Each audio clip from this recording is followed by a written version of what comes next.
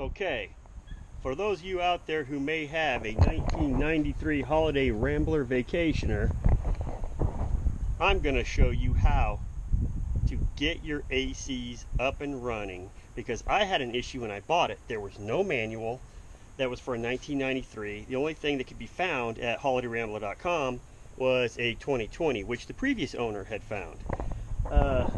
Now, issue is, let me just tell you a little break. You've got a cabin on-off switch. This can be on right now, no problem. But let me show you.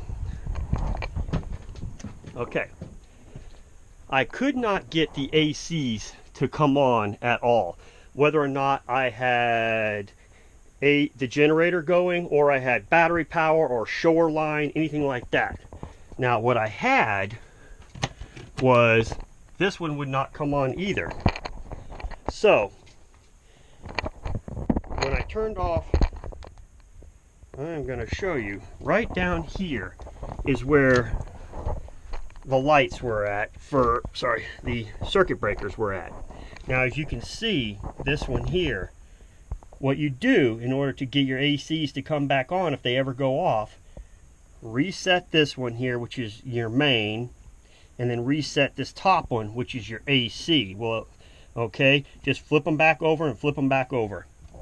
All right, make sure that this, your air conditioner selector unit, in the panel next to it is set to off.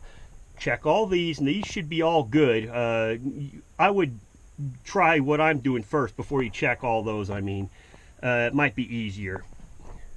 Then make sure that your ACs are set to off, both of them, and make sure your refrigerator is off as well. Make sure they're both set to off. Setting them to off is very important, and making sure your refrigerator and your microwave are not going, because if you do what I'm doing, you will blow another circuit breaker if any of them are actually turned on.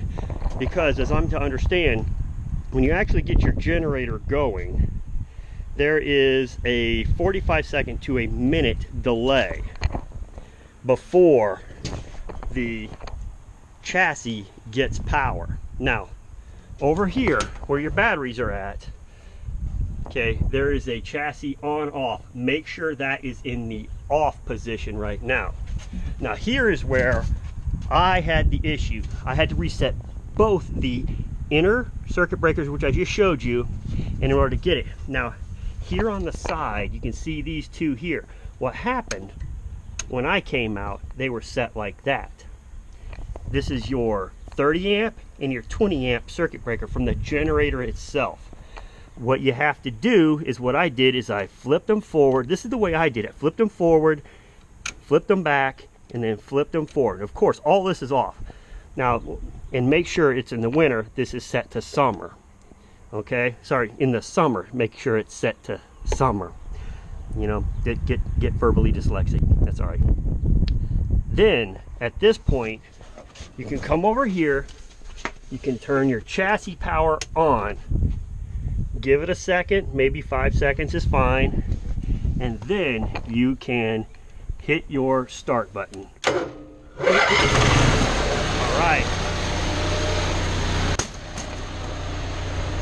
Now, it's important to wait that 45 seconds or so before you actually turn anything off. Turn anything on. Now, as you can see, the cabin lights all came back on again.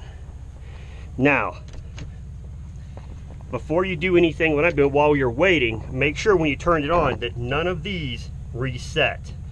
If they did or popped, flip them over, flip them back, all right, and see if they hold. At this point, everything should be off. Now, this is the only way to get both ACs working.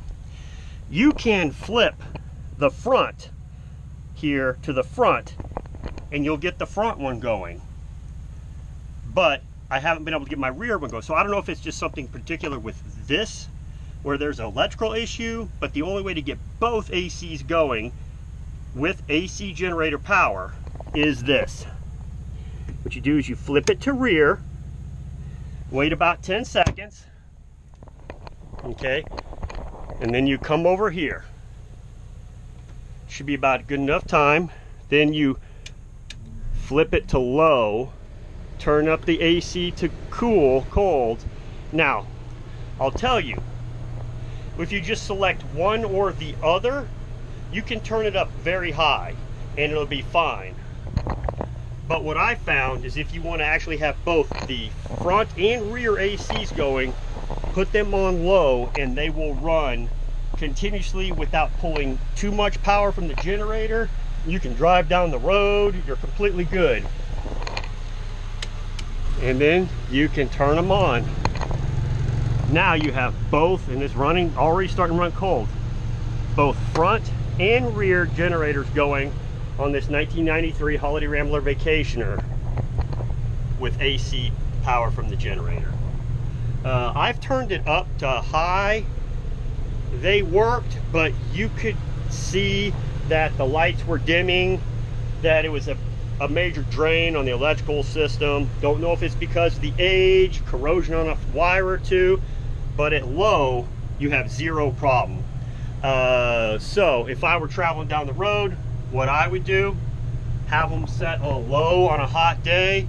Then when you park, you can then switch to one or the other, turn to whichever one you're gonna switch off, turn it off, and then go to your selector switch down there and select the one that you're going to be using the high on, and then you can turn it up as high as you want, but just make sure there's only one going. That's just experience from what I found. You may have found something different, but that is the best foot forward that I can give you for advice. All right, good luck.